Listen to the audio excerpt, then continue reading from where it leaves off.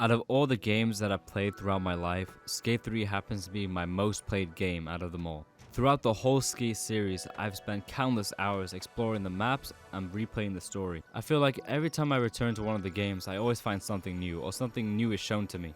But instead of playing the game and seeing what I can find, I'll be covering over some things from the early development stages of Skate 3 that you're never meant to find as a player of the game. Massive thanks to Tukas for helping me with this video. His channel will be in the description of this video, so if there's anything you want to see in terms of content or modding for any of the Skate games, go check out his channel. I highly suggest you do so. When you start up Skate 3, one of the very first things that you see is the start screen. As known by many, the start screen of Skate 3 is very memorable, with its flickering lights and Danny Way grinding a rail.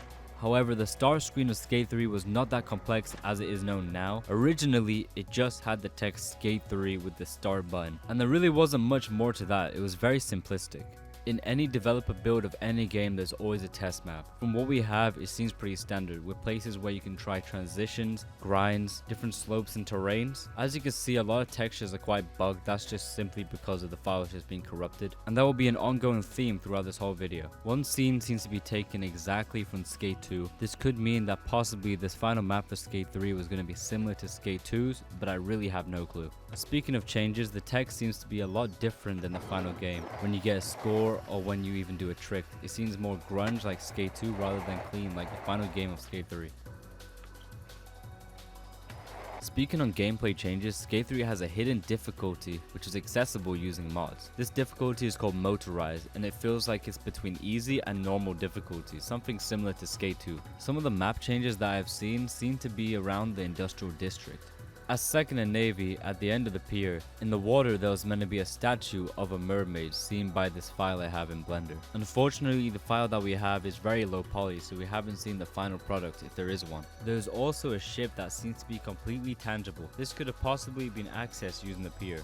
To the left of the pier, in the water, there was meant to be an island. This may have been possibly cut just to save resources.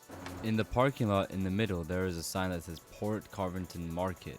This sign also has some changes, with it originally saying Marafa Market.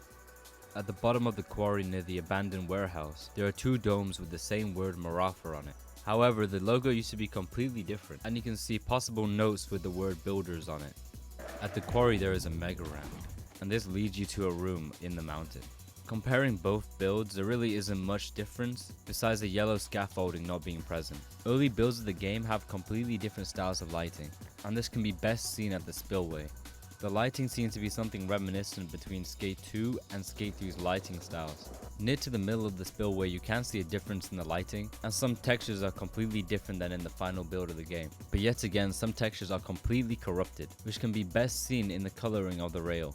The area of magic rails also has some slight changes, with graffiti being completely different and a half pipe being right next to the ramp, which is not in the final game. I honestly feel like they should have kept this, as it would have made some good transitions. And the final map change that I have seen is at the Mega Park entrance. The final build of the game has a very grand opening with the text Landshark Mega Park. However, this used to be extremely simple with the shark logo that we know, but in green.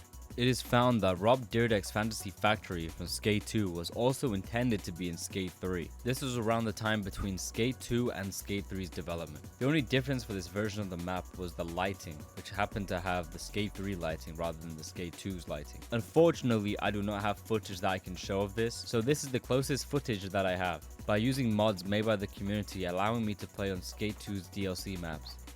There's a lot of skaters that you can play as in Skate 3, but in the files of the game there are some skaters that you are not able to access without mods. These skaters are all leftovers from Skate 2, such as Rob Dyrdek, Sammy, and Big Black. I believe that Big Black was intended to be in the final game of Skate 3. Just judging off how Rob Dyrdek is still in the game, Fantasy Factory was in the files, and it only makes sense for Big Black to be part of it. There were some customization options that were altered and also cut from the final game. The crowns that we have now are gold and blue, but originally these crowns were gold and red. Another change was with the beer hat. Instead of it being red, it used to be a navy blue. Some shirts were also cut from the game, with one shirt displaying an Uzi, another one displaying SpongeBob, and the final one showing the Cookie Monster. I'm not familiar with what brands these could have been, but if you know, let me know in the comments.